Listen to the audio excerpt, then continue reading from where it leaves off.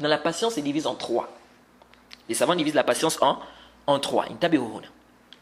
Patienter devant l'obéissance d'Allah, devant les obéissances, ce qui est, ce qui est obéissance. Donc faire par exemple ce qui est obligatoire, faire ce qui est surrogatoire. Par exemple, celui qui va tout le temps à la mosquée, il fait ses 5 prières, ou bien il prie la nuit, celui-là il patiente. Tout ça c'est la patience. Car ce n'est pas tout le monde qui peut aller faire les 5 prières à la mosquée. Il y a des gens qui n'arrivent pas à patienter et ils abandonnent.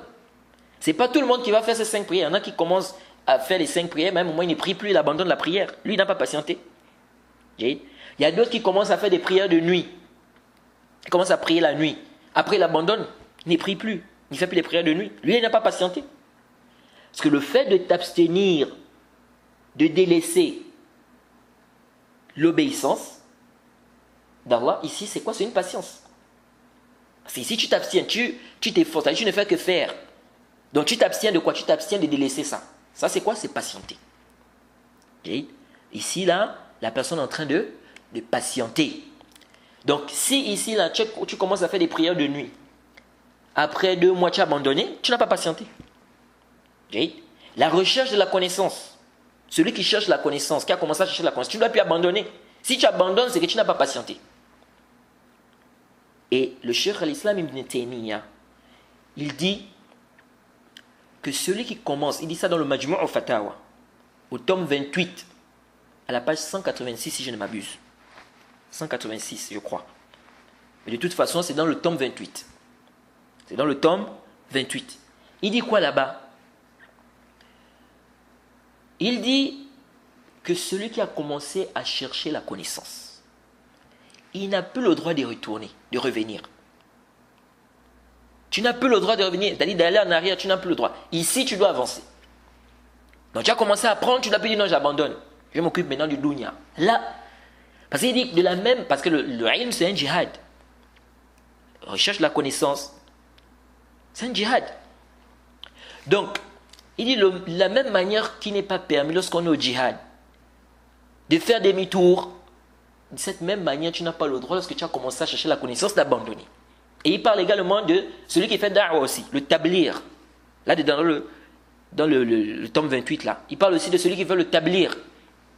C'est-à-dire celui qui fait quoi, la da'wa. Et ici quand je dis qu'il fait le tablir, on ne parle pas de jama'at tablir. Jama'at tablir, ça c'est une secte, ce sont des égarés. Ici le tablir, c'est-à-dire le fait de quoi? De transmettre. Le fait de faire da'wa. Donc, il a aussi parlé de ça, en disant que celui qui a commencé aussi, dans ça il ne doit pas abandonner. Parce que tu es dans un djihad.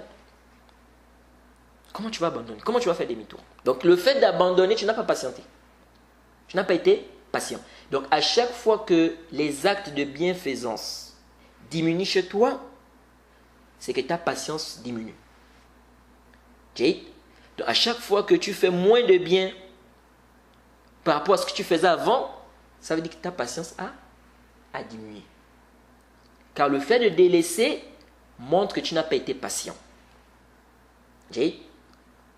Donc ça c'est la première catégorie. Donc patienter devant l'obéissance d'Allah subhanahu wa ta'ala. Donc quand on dit obéissance, ici on rentre dedans ce qui est obligatoire et ce qui est facultatif. Donc tu dois patienter. Tu as commencé à faire des jeûnes surrogatoires. Tu as commencé à jeûner le lundi, le jeudi. Le lundi, le jeudi. Après tu as abandonné. Tu n'as pas été patient. Tu n'as pas été patient. Mais maintenant, est-ce que ici, cette passion, on va dire ici que tu as le péché? Non, ici, tu n'as pas le péché. Parce que la chose là n'est pas obligatoire. La chose là n'est pas obligatoire. Mais si ici, là, c'est une chose qui est obligatoire et que tu as délaissé ici, que tu n'as pas été patient, si on dit là, tu as le péché. Parce que la chose en elle-même, elle est obligatoire. Ça, c'est la première catégorie.